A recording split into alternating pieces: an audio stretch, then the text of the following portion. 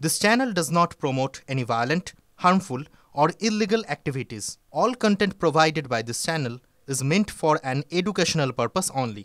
Top quality और consistent performance के लिए सिर्फ सिल्वर पंप्स नाम याद रखना।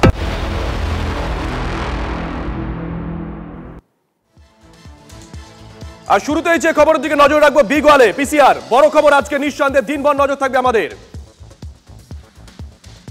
ফের অর্জুন সিং এর বাড়ির সামনে গুলি চলেছে, বোমা পড়েছে, নজর থাকবে বড় খবর। জগদ্দলে গুলিবিদ্ধ একজন তৃণমূল কংগ্রেস কর্মী, জগদ্দলে একজন তৃণমূল কংগ্রেস কর্মী গুলিবিদ্ধ। অর্জুন সিং এর বাড়ির সামনে গুলি চলেছে, বোমা পড়েছে, একজন তৃণমূল কংগ্রেস কর্মী গুলিবিদ্ধ। যেমনটা জানা যাচ্ছে, যেমনটা অভিযোগ উঠে আসছে, মেঘনা জুট মিলের দুই শ্রমিকের মারামারিকে কেন্দ্র করেই অশান্তির সূত্রপাত। জগদ্দলের তৃণমূল বিধায়ক সোমনাথ শ্যাম অবশ্য অভিযোগ করছেন অর্জুন সিং এর নেতৃত্বে গুলি চালানো হয়েছে। পাল্টা বিজেপি নেতা অর্জুন সিং অভিযোগ করেছেন পুলিশের সামনেই গুলি চালিয়েছে নমিত সিং এর দলবল, তার এতে কোনো যোগ নেই।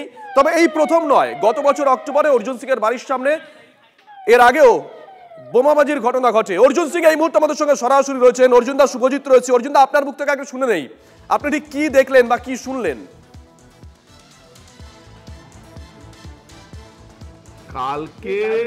কালকে রাত্রি তখন 10:20 বাজে আমি আমার অফিসে বসে কিছু আমাদের পার্টি কার্যক্রম নিয়ে আলোচনা চলছিল। তখন হঠাৎ দুটো শব্দ শোনা যায়, গুলি শব্দ। তখন আমি অফিস থেকে নিচে নামি, দেখছি লোক পালাচ্ছে। তখন একটা পাশেই গলি আছে, ওর পাশেই মেঘনা গেট আছে, ওখানে প্রায় 40-50 জন লোক দাঁড়িয়ে আছে। এবার ওখানে পুলিশ দাঁড়িয়ে আছে। এবার আমাদেরকে দেখে গুলি ফায়ারিং শুরু হয়ে গেল, আর পালাতে শুরু করলো। পাশে একটা শিব মন্দির গলি আছে, শিব মন্দির গলিতে একটা লোক পড়েছিল।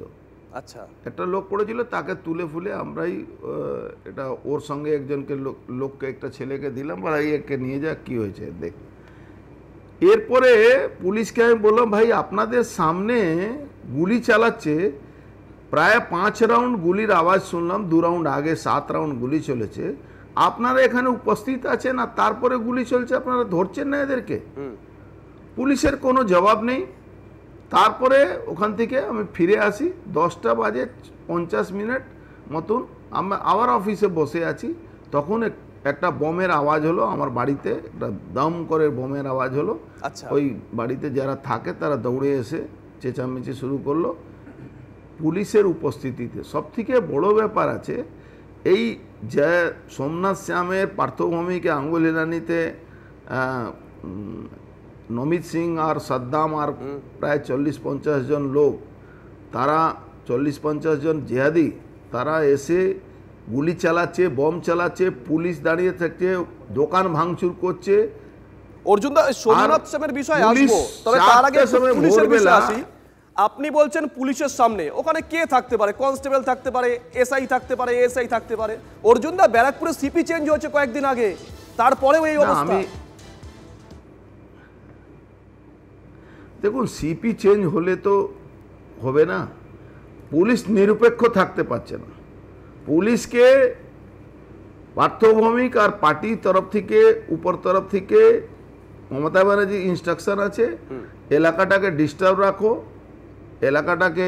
এলাকা বিজেপি কর্মীগুলোকে টর্চার করো, সাধারণ কর্মীদের উপরে, মানুষের উপরে টর্চার করো। আপনি ভাবুন, মেঘনা গেট থেকে যেখানে দোকান ভাঙচুর হয়েছে প্রায় 1 কিলোমিটার দূর, পুলিশের উপস্থিতিতে ওখানে দোকান ভাঙচুর। আমি একটা জিনিস চ্যালেঞ্জ করছি পুলিশকে, পুলিশ আমার নামে কালকে এফআইআর করিয়েছে আর একটা নোটিশ ইস্যু করেছে, আজকে ভোর 10টার সময় আমাকে থানায় হাজির হতে হবে। পুলিশ পুরো আমার বাড়ির সামনে চারোদিকে সিসিটিভি ক্যামেরা লাগিয়েছে, পুলিশের ক্যামেরা। পুলিশ সেই ক্যামেরা সিসিটিভি ফুটেজটাকে প্রকাশ করুক, কি কারা গুলি চালাচ্ছে, কারা বোম চালাচ্ছে, কেন তাদেরকে ধরতে পারছে না, কেন তাদেরকে অ্যারেস্ট করতে পারছে না, কে তাদেরকে বাধা দিচ্ছে। আসলে আমি এটা বড় দাবি করছেন অর্জুন সিং। আমি একটা মিডিয়াতে একটু সঙ্গে থাকুন, চ্যানেলে বসে টিভি9 বাংলা লাইভে অর্জুন সিং বড় দাবি করছেন, বলছেন পুলিশ তার বাড়ির সামনে ক্যামেরা লাগিয়েছে, ক্যামেরা সিসিটিভি ফুটেজ প্রকাশ্যে আনা হোক। অর্জুন দা, একটু সঙ্গে থাকুন। আপনার একসময় সতীর্থ, বর্তমান তৃণমূল কংগ্রেস বিধায়ক সোমনাথ শ্যাম, তিনি সরাসরি আপনার দিকে অভিযোগ করেছেন। আপনি সঙ্গে থাকুন, আগে শোনাই কি অভিযোগ করেছেন। সম্পূর্ণটাই অর্জুন সিং নিজের নেতৃত্ব দিয়েছেন এবং নেতৃত্ব দিয়ে আজকের এই গুলি চালিয়েছে। অবিলম্বে আমরা তার গ্রেফতারি চাইছি। তাকে যদি গ্রেফতার না করা হয় আমরা বৃহত্তম আন্দোলনে যাব। অর্জুন দা, আপনি শুনলেন, এক্ষেত্রে আপনার দাবিটাও তো প্রাসঙ্গিক।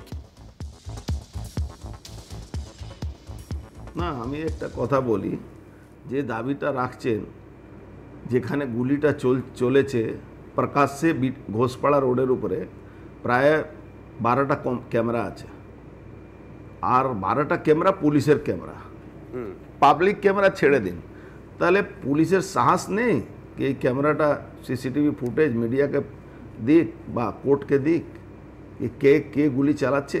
থাকলো আমার বাড়ি পাশে আমাকে গুলি চালাতে হবে? আমার বাড়ি পাশে বারবার 4 অক্টোবরে এই নমিত সিংয়ের এই জেহাদিদেরকে দিয়ে গুলি চালানো হয়েছিল 4 অক্টোবর। আজকেও হাইকোর্টে, এখনো হাইকোর্টে মামলা চলছে। এই মামলাটাকে এনআইএ দেওয়ার জন্য আমরা হাইকোর্টে দ্বারস্থ হয়েছি। সেই মামলায় সকালবেলা অ্যারেস্ট করে, সকালবেলা অ্যারেস্টও নেই, কোর্টে গিয়ে বেল হয়ে যাচ্ছে। আচ্ছা, এই আসামিগুলোকে, এই ক্রিমিনালগুলোকে। আর সোমনাথ শ্যাম অর্জুন সিংয়ের গ্রেফতারি দাবি করছে। আন্দোলন অর্জুন সিংকে শেখাতে হবে না। আসলে কি আছে না, মমতা ব্যানার্জির বিরুদ্ধে আপনি কথা বললে আপনার নামে মিথ্যা মামলা হবে, আপনাকে ফাঁসানো হবে, আপনার লোকগুলোকে অ্যারেস্ট করা হবে। এইটাই সারা বাংলায় চলছে। আপনি ভাবুন, রাত্রিবেলা ঘটনা, আজকে ভোর 4টের সময় আমার বাড়িতে নোটিশ দিয়ে গেছে যে আমাকে 10টার সময় হাজির হতে। এটা কি গতকালের ঘটনার পরিপ্রেক্ষিতে? উঠাই গিয়ে আছি আমি কোনো রাস্তায়? হ্যাঁ, আজকে আমি 10টার সময় আমাকে থানা হাজিরা দিতে হবে। আপনি যাচ্ছেন? আমার কোনো কাজ নেই। আপনি যাবেন? যখনই ডাকবে তখনই আমাকে যেতে হবে। কেন যাব আমি? আমার দুনিয়ার পলিটিক্যাল প্রোগ্রাম আছে, আমাকে বারুইপুর যেতে হবে, আমাদের নৈহাটিতে, আমাদের হাজিনগরে আমাদের প্রোগ্রাম আছে। পুলিশ ডাকলেই আমাকে যেতে হবে, আমাকে হাবড়া যেতে হবে আজকে।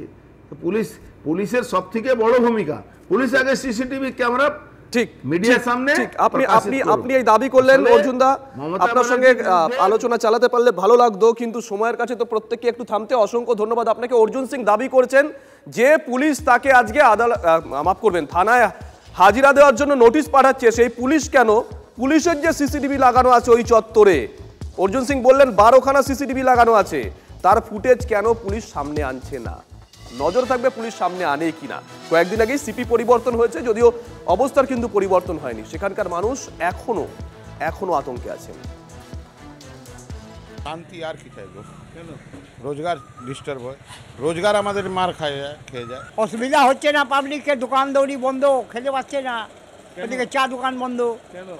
কেন ঝুট ঝামেলা হচ্ছে, বোমা চলছে, আতঙ্ক হচ্ছে। ব্যারাকপুরের এই ঘটনা নিয়ে দিলীপ ঘোষ তিনি কি বলছেন শুনুন।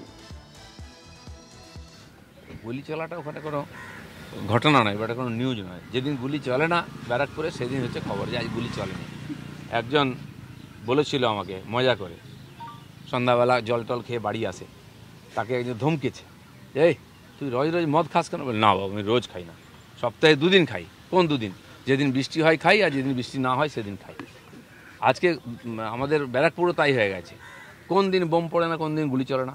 কেন চলছে? সরকার কি করছে? কেন চলবে? ওখানকার গরিব মানুষ শান্তিতে বাঁচার তাদের অধিকার নেই?